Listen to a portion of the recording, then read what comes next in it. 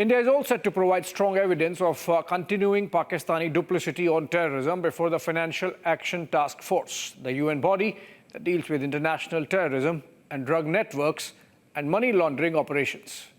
We have it from top sources in the government that the evidence of Pakistan's complicity in these crimes is even stronger than the last time when Pakistan had gotten into grey list. The dossier is being readied between various central agencies of the Government of India, like the Directorate of Revenue Intelligence, the Enforcement Directorate, the National Investigation Agency, and the CBI, among others. Based on ongoing investigations, India has collected information on how Pakistan continues to provide a safe harbor to global drug cartels and channelizes the funds generated into jihadi activities through organizations like the Jamaat-ud-Dawa.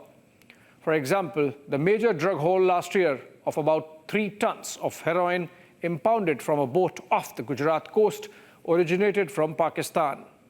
Pakistan runs a sophisticated terror financing and money laundering operation using charities as facades. For this reason, Pakistan has desisted from digitalization of its economy so that those activities can be hedged behind a facade of untraceability. This also helps Pakistan siphon off funds it gets through legitimate loans. The funds diversion from development projects is something which has come under the scrutiny of the lending institutions like the IMF. In fact, today only there was a rap on the knuckles of Pakistan with a warning that if the recently released IMF loan was diverted for any activity other than for which the loan was sanctioned, there would be serious consequences. The FATF rates nations based on their legal frameworks and actions in curbing the menace of drugs, terrorism, black money trafficking, and if found wanting, countries get grey or blacklisted. This listing comes with consequences. For example, if a country finds its name on the grey list, it has to pay higher rates of interest for international loans. Taking loans becomes expensive. It gets excluded from many global financial instruments, and investments from the world community get restricted. In effect, grey listing by FATF comes at huge costs to the errant nations. Pakistan was part of the grey list for 5 years, between 2018 and 2022, for its indulgence with both drug syndicates and Islamo-jihadist terror organizations. It is not a secret that Pakistan harbors highest number of UN-designated terror organizations and terrorists. India has empirical evidence to prove that during the period that Pakistan was on the grey list, and hence under greater scrutiny, the flow of drugs into India and that of funds for terrorism in Jammu and Kashmir had gone down.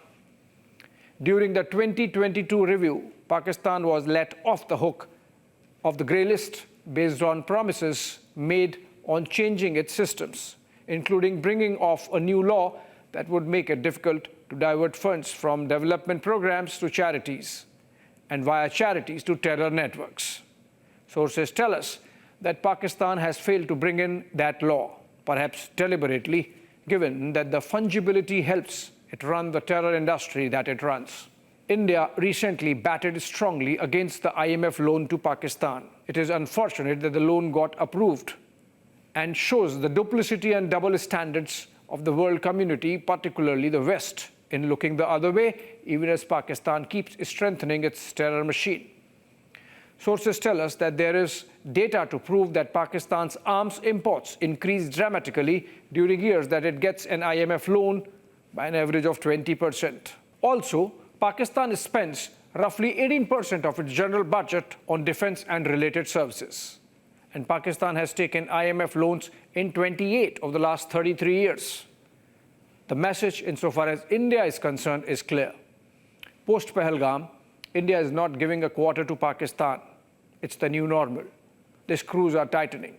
We are going to press hard to make sure Pakistan pays the price for being the safe haven of terrorism. And come FATF plenary next month, India would bat strongly with evidence to get Pakistan back on the grey list.